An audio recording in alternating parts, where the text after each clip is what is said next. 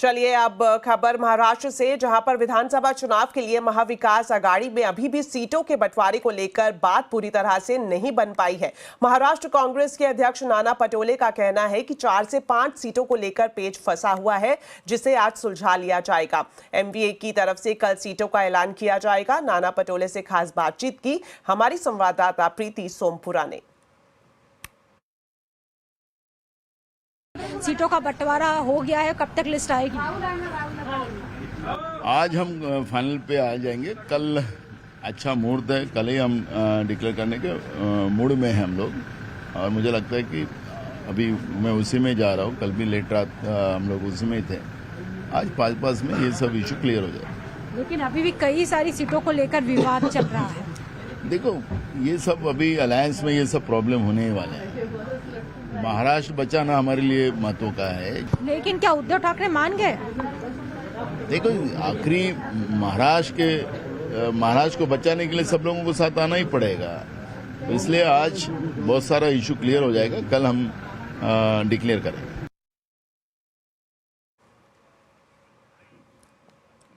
हालांकि सूत्रों के मुताबिक कांग्रेस 102 से 105 सीटों पर चुनाव लड़ेगी, जबकि शिवसेना यूबीटी को 92 से 97 सीटें मिल सकती हैं। तो इस खबर पर ज्यादा डिटेल्स के लिए अब चलते हैं संवाददाता विवेक गुप्ता के पास। तो विवेक, सबसे पहले आपसे यही जानना चाहेंगे कि एमवीए में सीट शेयरिंग का क्या नया फॉर्मूला निकाला जा सकता है?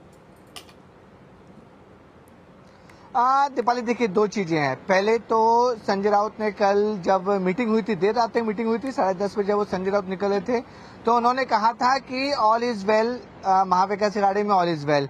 अभी आपने नाना पटोले को सुना होगा, नाना पटोले ने कहा कि प्रॉब्लम है, थोड़ी सी दिक्कतें हैं, क्योंकि अलायंस है तो प्रॉब्लम है। दोनों नेताओं के अलग अलग बयान है। संजय राउत बोलते हैं all is well, Nana Patole बोलते हैं कि प्रॉब्लम है, दिक्कतें हैं। लेकिन देखिए, मामला फंसा हुआ है 10 से 12 सीटों पर। 10 से 12 सीटों पर ना ही उद्धव गुट पीछे हटने को तैयार है, ना ही कांग्रेस पीछे हटने को तैयार है।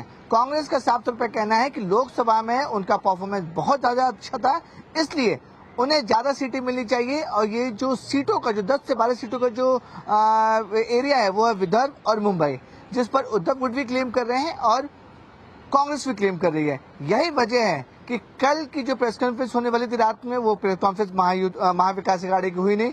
नेताओं ने बोला कि आज होगी, आज भी वो सॉल्यूशन नहीं निकल पाया है, इसलिए अब उम्मीद बहुत कम है कि प्रेस कॉन्फ्रेंस आज भी होगी और सीट शेयरिंग का ऐलान आज होगा। अब नाना पटोले जो महाराष्ट्र कांग्रेस के अध्यक्ष हैं, वो बोले कि कल अब प्रेस कॉन्फ्रेंस में बताएंगे। तो आप समझिए कि अलग अलग नेता जो तीनों पार्टियों के अलग अलग बयान दे रहे हैं, यानी कि इनकी बॉडी लैंग्वेज और इनकी जो बयान है, उससे साफ जाहिर हो रहा है कि अभी भी महाविकास आघाड़ी में ऑल इज नॉट वेल। जो सीट शेयरिंग का फार्मूला है वो अभी भी तय नहीं हुआ है। देखिए, जो जानकारी हमारे सूत्रों से मिल रही है, जो कांग्रेस है वो सबसे ज्यादा क्लेम कर रही है कि 105 से 110 सीटें उन्हें मिलनी चाहिए। दूसरे नंबर पर यूबीटी यानी कि उद्धव गुट की सेना है, उनका भी मांग है कि उन्हें भी 105 से 110 सीटें मिलनी चाहिए। शरद पवार गुट 70 से 80, लेकिन कांग्रेस ज्यादा सीट मांग रही है, इसलिए ये नंबर आ रहे हैं कि अब उद्धव गुट को 90 से 95 सीट तक चुनाव लड़ना चाहिए। इसी पे बात अटकी हुई है। उद्धव गुट का साफ तौर पर कहना है कि वो 100 सीट से नीचे किसी भी हाल में नहीं आएंगे। तो इसी को लेकर मामला फंसा हुआ है। जिससे मैंने आपको बताया कि 10 से 12 सीट विदर्भ की और एमएमआर रीजन का मतलब मुंबई मेट्रोपॉलिटन रीजन है, जिसमें मुंबई, नवी मुंबई, थाने, पालघर, ये जो एरिया है वहां पर तकरीबन 60 सीटें हैं। वहां पर भी देखिए, या विदर्भ और एमएमआर रीजन की 12 सीटों पर पेच अभी फंसा हुआ है, जिसको लेकर सॉल्यूशन नहीं निकला है। उम्मीद जताई जा रही है कि कल की प्रेस कॉन्फ्रेंस में सब कुछ सॉल्यूशन निकल जाए और महाविकास आघाड़ी का जो सीट शेयरिंग का फार्मूला है वो सबके सामने आ जाए। बिल्कुल उम्मीद जताई जा रही है। जिस तरह से विवेक आपने बताया कि अभी भी अगर महाविकास आघाड़ी की बात करें तो सीट शेयरिंग को लेकर माथापच्ची जारी है। आप बने रहे हमारे साथ, एक बार फिर से आपके पास वापस लौटेंगे। इस बीच आपको बता दें कि महायुति में उम्मीदवारों के ऐलान का सिलसिला जारी है। बीजेपी के बाद शिवसेना, एनसीपी ने भी अपनी उम्मीदवारों की पहली लिस्ट जारी कर दी है। विवेक हमारे साथ जुड़े हुए हैं। तो विवेक, हम जिस तरह से चर्चा कर रहे थे कि महाविकास आघाड़ी में तो अभी ऑल इज नॉट वेल दिखाई दे रहा है, वहीं अगर हम महायुति की बात करें तो सीट शेयरिंग को लेकर क्या प्रोग्रेस है? देखिए भाई, महायुति में जो सीट शेयरिंग का फार्मूला है वो लगभग पूरी तरह से तय हो चुका है। 150 के ऊपर बीजेपी लड़ने वाली है, वहीं अगर हम शिंदे कैंप की बात करें तो वो भी 90 से ज्यादा सीटें चुनाव लड़ेगी और अजीत पवार को 40 से 45 सीट पर चुनाव लड़ेगी। ये जो फार्मूला है वो लगभग तय हो चुका है और देखिए तीनों पार्टियों ने अपने उम्मीदवारों की लिस्ट भी जारी कर दी है। महाराष्ट्र में 288 विधानसभा सीटें हैं जिनमें से महायुति ने 182 सीटों पर उम्मीदवारी ऐलान कर दी है। बीजेपी अभी भी नंबर 1 पार्टी है, 99 सीटों पर उन्होंने उम्मीदवारी जाहिर की है। शिवसेना शिंदे गुट ने 45 सीटों पर और एनसीपी अजीत पवार गुट ने 38 सीटों पर।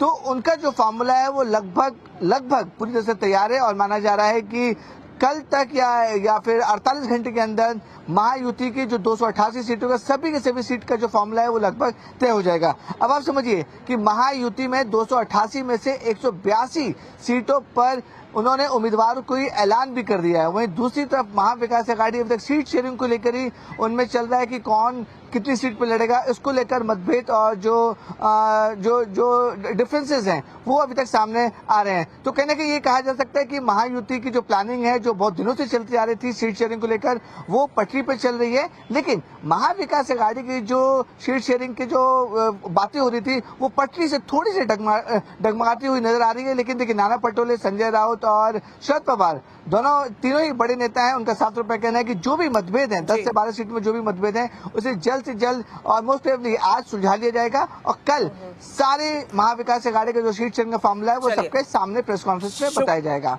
दीपाली जी, बहुत बहुत शुक्रिया विवेक आपका इस बड़ी खबर पर जुड़ने के लिए और विस्तार से क्या कुछ महाराष्ट्र की राजनीति में चल रहा है विधानसभा चुनाव को लेकर इस बारे में दर्शकों को जानकारी देने के लिए। तो महाराष्ट्र के चुनाव